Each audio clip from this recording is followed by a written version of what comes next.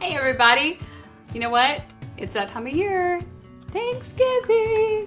Thanksgiving is a fun time of year to eat lots of food and not watch our diets. Yeah, but it can also be a bariatric patient's worst nightmare because you got the fat, you got the carbs, you got the sugar, you got all of that stuff that, quite frankly, we just don't need. And it's just like everything else. A small bite needs to be like buying a pumpkin. A big pumpkin doesn't have a lot of flavor, but a small pumpkin has wonderful pumpkin flavor. That's right. So every bite we make today has got to have a lot of flavor. So today we're going to show you just a little bit how to do Thanksgiving the 7 Bites way. I'm Jennifer. I'm Suzette. And this is 7 Bites.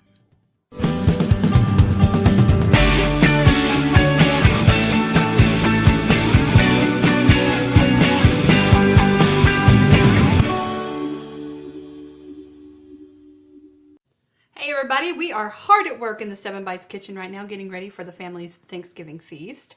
And Mom is going to show me how to do the perfect succulent turkey breast.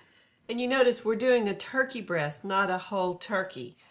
Cut down the size, cut down the portions, cut down the leftovers. Right. And that being said, if you have a bigger family and you need a whole turkey, you can go ahead and do a whole turkey. This method works with that as well.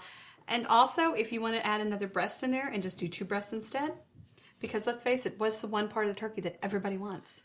Yeah, everybody loves the breast.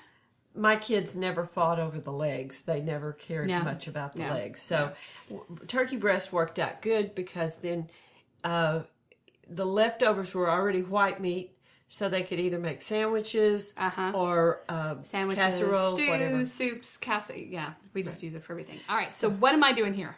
Well, I want you to chop up some rosemary. Okay, we have some rosemary. Thyme. And we're also going to add some powdered marjoram. I am allergic to sage. Yes. So in our family, we've never used poultry seasoning or sage for the simple reason that it's very serious allergy. And so I don't eat turkey and dressing or even chicken meals that I think have those particular items in it. So when we cook at home, if you're coming to my house for Thanksgiving and you want something different, you're welcome to bring it. We're going to cook it this way. Another good substitute for sage that we've used in the past is savory. Savory works really well. All right, I'm going to show y'all a trick real quick with rosemary. To get the rosemary off the stem, all you're going to do is hold the end of the rosemary and you're going to just kind of pull backwards and it just kind of peels the leaves right off the stem. And the fun is this rosemary came out of my backyard. Yes, this is organically grown, fresh rosemary, people. You can also do the same thing with thyme. This is the thyme. Again, you're just going to grab it and you're just going to peel backwards and the leaves just come right off, just like that. Super easy, super simple. And it's always good to have fresh herbs around. And we live so far out in the country, we're 15 miles from the nearest large grocery store. It's almost a necessity. Yeah, so you have to grow your own or do without. So while she's doing that, I'm going to put a half a stick of butter in this bowl because we are going to mix that together. We're also adding some chives too, by the way. Yummy chives, because I like chives. So we're going to keep it pretty simple. I'm going to pick this pan up and spray it. KISS. Keep it simple, stupid. In all cooking, that's a good advice. The simpler the food, the better the taste. Right. Yeah, you don't have to get too complicated with any of it, really. It just, simplicity is best. It just takes less time, and quite frankly, the simpler dishes taste just as good as the complex ones, sometimes even better. I was telling Jennifer this last week about my first time to cook a turkey. I was 14 years old. When was your first time, Jennifer? My goodness, I think wasn't I 19? I think I was 19. I'd come home, I was living in Austin, and I'd come home for Thanksgiving, and Mom gave me the duty of making the turkey. And she was afraid it was going to be some big, horrific job when it was basically... I think I watched like 50 different cooking shows on how to do a turkey just to make sure that I was going to do it right. And I told her, And I did. said, I rocked it. the biggest thing is to make sure you remove the giblets.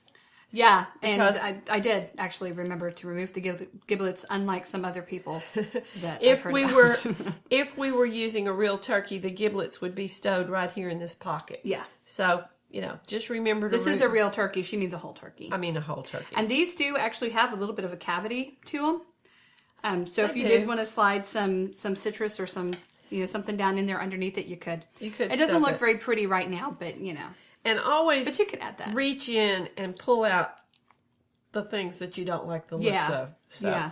it just makes it nicer. Yeah. So we're going to turn this fella over, and I'm going to poke. Okay. Do you my want me to mix hand. up your butter here while you? Yeah, if you'll mix up the butter, All right. I'll do the job Really here. important to make sure your butter is softened. Otherwise, this is going to be really difficult. Well, my grandma never softened a stick of butter in her life. She just poked a whole stick of butter down here. Your grandma was Was an awesome cook. She was an awesome cook, but she was a tough cookie too. She was in a hurry. She was in a hurry. When you have 8 children and you have hired hands and relatives sitting around waiting for food, she didn't mess around. Do you need with any a salt and bunch of pepper in stuff.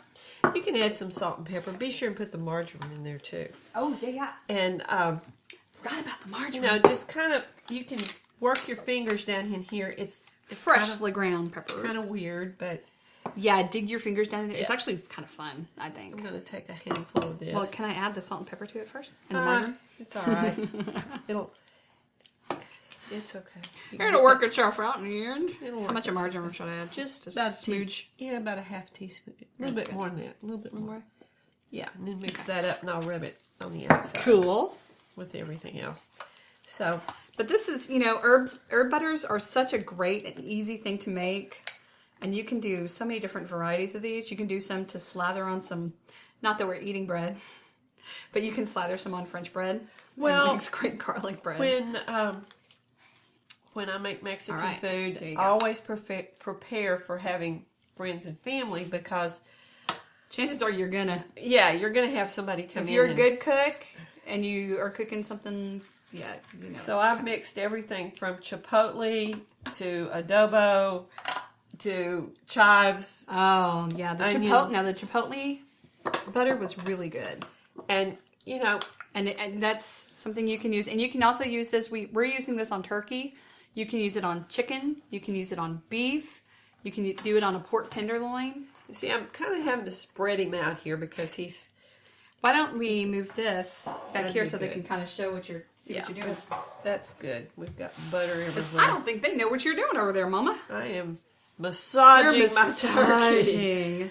We Yeah, need to we- name this turkey. Every year we name the turkey. I know. And these Poor turkeys have had turkey. some pretty funny names. I think this one's going to be Hildegard this year. Whatever you think. I think there's more butter on my hands than there are on the turkey. So That's all right. There we go. I really didn't want to get all this all over me, but Too bad. So too sad. bad. So sad. Gotta live with it now. So anyway, as you can see, you can scrape it off your Super hands. simple to do. Super easy. If you are OCD and can't stand the feel of gook on your fingers, then you're in trouble anyway. So If you don't like this feeling of goop on your fingers, use a spatula. use a spatula. Anyway, you can see we have fun with this because it is a fun time It of is. It's year. a lot of fun. And it's supposed to be. And, cooking with your family. We're going to cover this guy with some some foil. aluminum foil, which is in that cabinet Which, over of there. course, it's in the cabinet over there. I'm going to run over there and get it. Okay, we're going to cover him with foil. We're going to cook him at 325 degrees for about 2.5 hours. And that's very slow because we want him to slow cook where the fat and the butter works into all the pores of the turkey, makes him extremely juicy. And after that, we'll show you what else we're going to do with this kinda beautiful seeing a turkey. theme here with us forgetting stuff off camera. Well, Do we want to tint it so it's not touching the turkey? Doesn't Or do we? matter. Okay. Doesn't matter. The big thing is it's going to steam him a little bit and help cook him deep. And when you go to take him out of the oven I would check him after 2 hours and see what his internal temperature is. It should be about 165 degrees. And then just check him about every 15 minutes until he reaches that. Anything over that, he's going to be really dry if you let him get too much. It's Mommy's fun Like time happy glows. Silicone So, bits. Show you what this little puppy looks like. Still trying to get butter off my hands. Set him right there. Isn't he pretty? Or she? We don't know. It could have been a hen. It could have been a Tom. Who knows? They tend to be hens because hens have more fat on them, and that's what the turkey industry wants us to have, is a lot of fat when we don't need it. So just be aware. So this is just a beautiful bird. I'm going to turn it around. Well, beautiful breast. And if you look really closely, you can see the herbs kind of right in there, and you can see them up under the skin. And it just kind of, you know, turns to just beautiful brown caramelly color, and it's just delicious and beautiful. We're going to top this off with a couple of different glazes. We're not going to make gravy this year. We're going to use some citrus and some apricot, and we're going to make 2 glazes.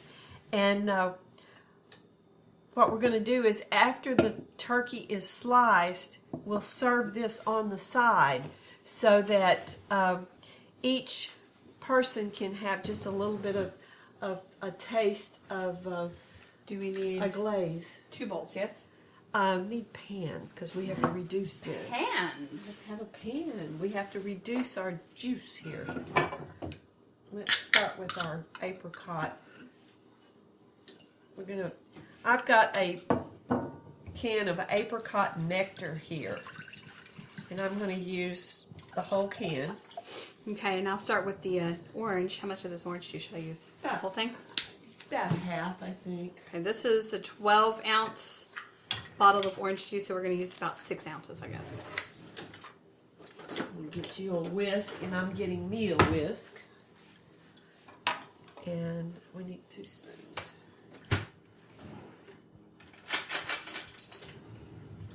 We're going to put I'm going to use about half this apricot preserves.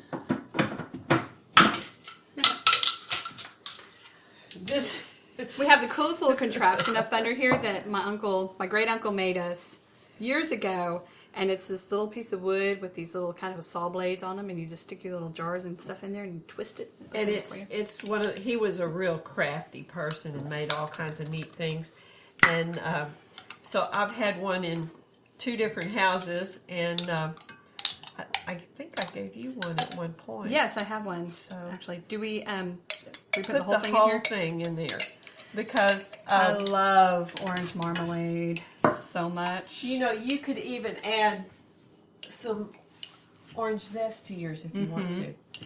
This has already got orange zest and orange peel in the marmalade. If you wanted to do this totally from scratch, just reduce your... I think that's actually enough. I think that's plenty. I think that's plenty. You could reduce your orange juice to start with and put the orange zest in there if you wanted to do it that way. It'd be very simple. Like I said, keep it simple. Keep it simple. You want to have time to enjoy the fun of the holiday. You don't want to be cooking the whole time. Exactly. Because what's the fun of that? You can't really visit with your friends and family if you're behind the stove the whole time.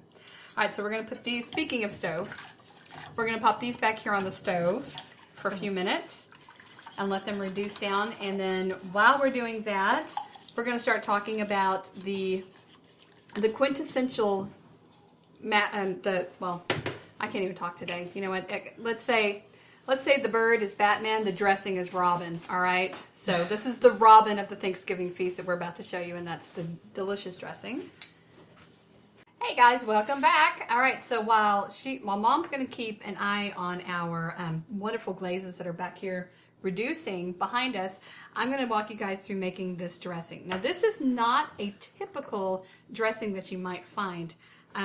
Usually you find kind of a more loose dressing that's going to be stuffed inside your bird, or, you know, something kind of like the store-bought stuff. This is going to be just a little different than what you're used to. What I have here is a pan of cornbread. This is just a standard cornbread recipe, The really cool thing about this is if you want to go completely gluten-free with this, you can. You can just do straight cornbread with no flour in it, which is a great recipe you can find. We will have the recipe for cornbread up on the blog. Very simple. And so what we've just done is we cubed it up into about, 1-inch cubes, and we let it kind of sit overnight and let it dry out until it's completely dry. We actually want it to hold this shape, and so to give it a little more texture, to make it a little prettier, just a little different, because we can make plain old bites, and we have made some plain old bites, but we wanted this to look a little bit more like a bread pudding. Yeah, we're kind of calling this more of a dressing bread pudding, I think. It's not really a bread pudding, but it's going to have a little more texture like a bread pudding would. It's going to kind of hold its shape like a bread pudding would. Hopefully. So all I'm doing is I'm just putting my bread cubes, my cornbread cubes. Just put it all in there. I'm putting it all in there.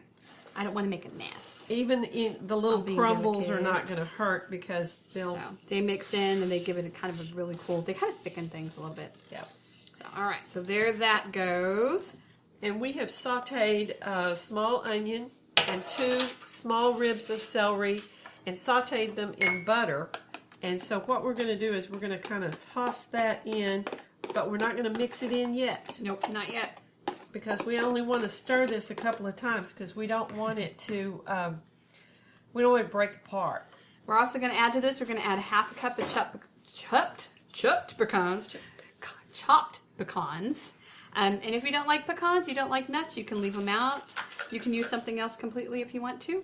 It's up to you. Whatever you want to add to it makes it good. All right, so what I've got here is I've got a cup of chicken broth, and I'm going to add an egg to my broth here. I know we've said it before, we'll say it again. It's very important to make sure that you break your egg into a separate container just in case you get a bad egg or some shell or something. Makes life a whole lot easier. And I'm just going to use my fork. I'm going to give that just a slight beat. And, before we add that though, we're going to add we need to add our herbs. And in here we've got a tablespoon of fresh rosemary, and then we also have a teaspoon of ground thyme, a teaspoon of ground marjoram, and a teaspoon of dried parsley. Now something you want to kind of keep in mind when you're using dried herbs versus fresh herbs, you want to use a little less of a dried herb than you would a fresh herb. For example, if we were using dried rosemary, we would have cut back and only used a teaspoon rather than a tablespoon. Okay. And just a little bit of salt because we salted the onions when they were cooking. Yeah, we salted the cornbread. But you got to add those layers of flavor, salt and pepper. Now, all right, so now we're just going pour to... and I will toss. We're going to toss it like a salad. Whoops. We want it to be moist, but we want it to still kind of have the texture and a little bit of firmness to it.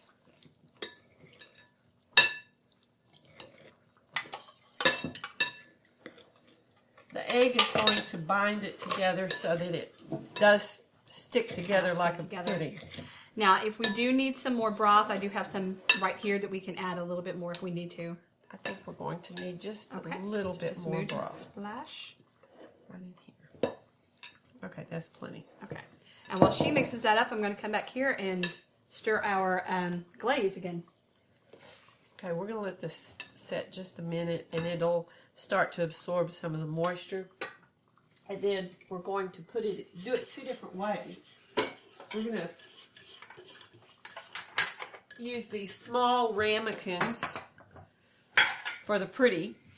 And we also have these little mini muffin tins for the nuggets.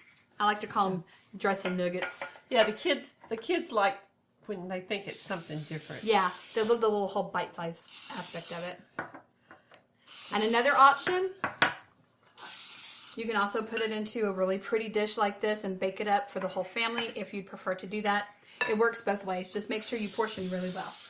Yeah, the key here is the only reason we're doing this in portions is because we want you to keep that in mind every day. Portion size, portion size, portion size is so important for us. And also something to keep in mind too, this is carbs. Right. It's dressing. It's a holiday, so it's okay every once in a while, but this is not something you're going to want to eat every day, of course. Okay, I think we might even use a little bit more. Okay, we'll give it another splash. Just as long as it doesn't fall apart, I want it moist. We want it moist. Again, we want it moist but not Mushy. loose.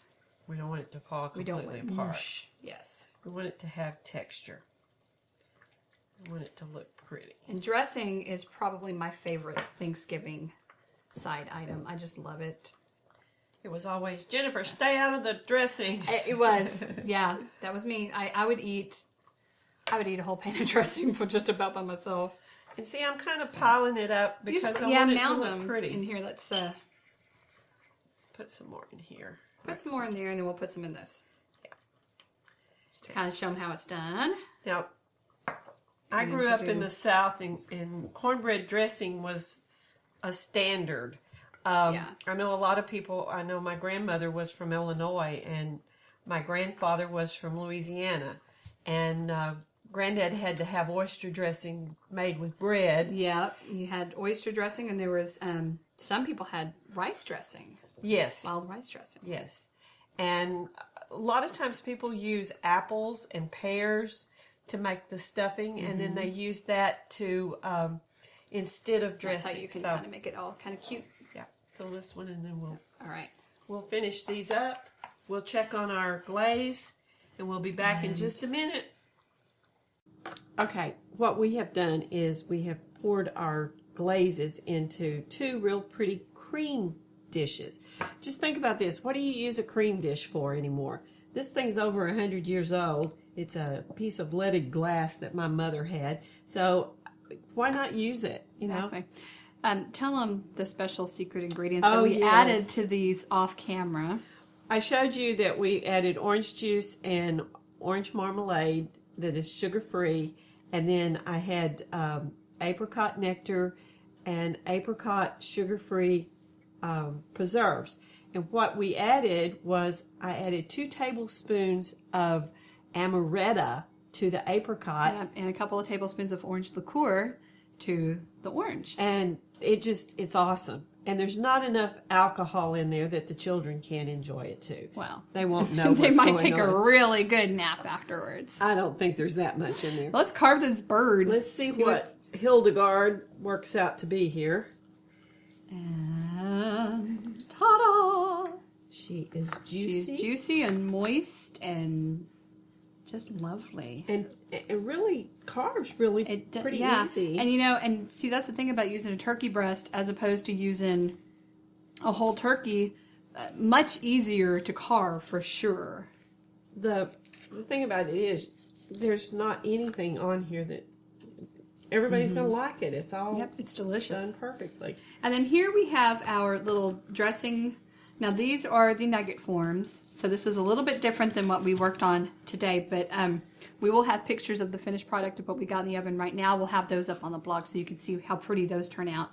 So this is just our little nuggets. And so we can serve 1 or 2 next to that turkey right there. And give you a little bit more turkey. give me some protein there. I want some of that skin. That's the best part, man. You like the skin? I like the skin. Okay. I love the skin. All right. Especially when it gets nice and Okay. crispy. And we're going to drizzle. I'm going to do the apricot. Okay, and I'm doing the orange on mine. Just a little bit. And if you just put a glaze on the outside of your turkey, it's going to make it look pretty and shiny, but you're not going to get the flavor. Yeah, that's true.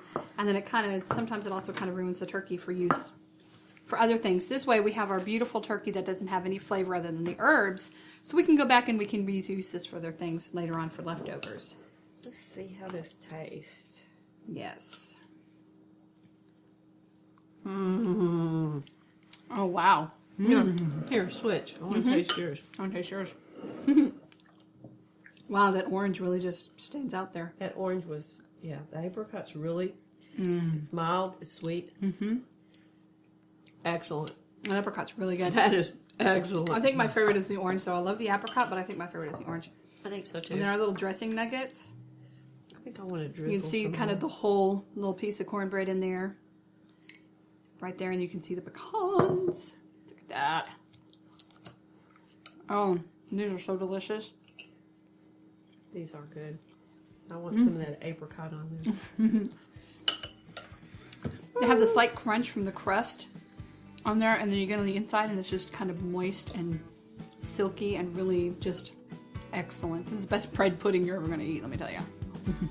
I think I'm through talking. I think I'm going to eat. I am too. We're going to go eat now, so thank you guys so much for joining us. Don't forget to click that little like button and subscribe. And share us with your friends if you like what we do. Oh, and comment. We love comments. So, Happy Thanksgiving. happy from 7 Thanksgiving. Bites. See you later.